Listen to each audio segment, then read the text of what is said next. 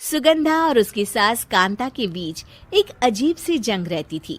ये जंग थी किचन में कौन ज्यादा अच्छा काम करेगा और घर के सदस्यों के दिल जीतेगा।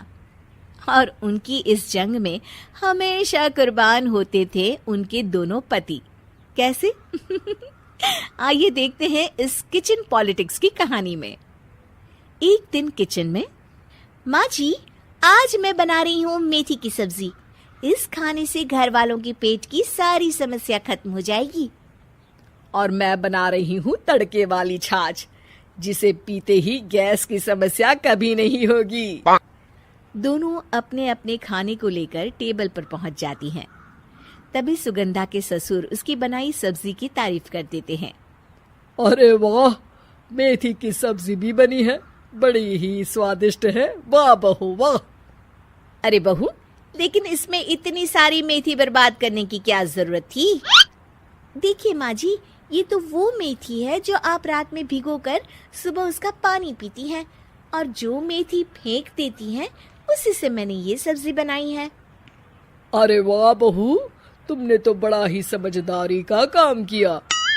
बस अब क्या था, कांता जी का तो मानो ये सुनकर खून ही सूख गया।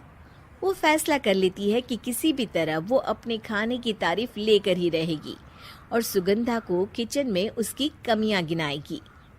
कांता फ्रिज खोलकर देख रही होती है और फिर सुगंधा से कहती है, अरे बहू, ये क्या, पूरा फ्रिज गंदा पड़ा है। तभी वहां सुगंधा का पति आ जाता है। वो सुगंधा को डांट कर कहता है, सुगंधा, तुम्हें कितनी बार कह रखा है कि वायरस फैल रहा है, साफ सफाई का पूरा ख्याल रखना है, लेकिन तुम किचन में इतनी गंदगी रखोगी तो कैसे चलेगा।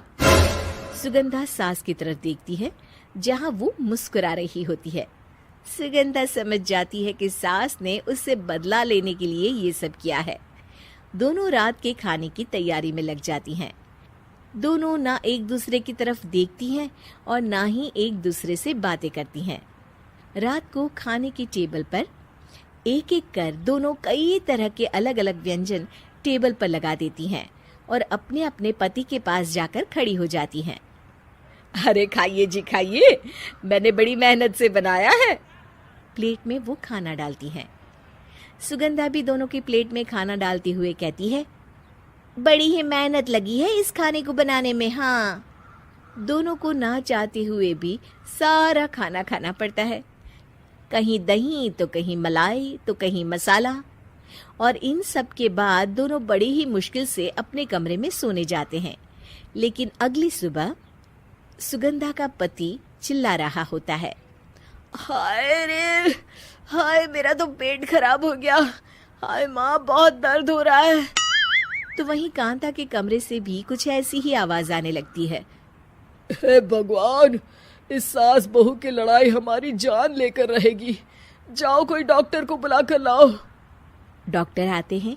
दोनों को देखकर कांता और सुगंधा से कहती हैं, देखिए, आप दोनों इन्हें खाने में हल्का ही दीजिएगा। हो सके तो रात का खाना जल्दी खाया करे और वॉक किया करे। इतना कहकर डॉक्टर वहां से चले जाते हैं। जिसके बाद एक बार फिर से दोनों बहुएं किचन में जाती हैं और खाना बनाने में लग जाती हैं। रात में खाने के टेबल पर दोनों एक बार फिर से खाना लगाने लगती है। पापा जी, मैंने ये पतली मूंग की दाल की खिचड़ी के साथ ये पापड़ और पुदीने की चटनी भी बनाई है। अरे बहू, अभी अभी बेचारे पेट की बीमारी से गुजरे हैं, इतना भारी खाना तो डॉक्टर ने भी मना किया है ना।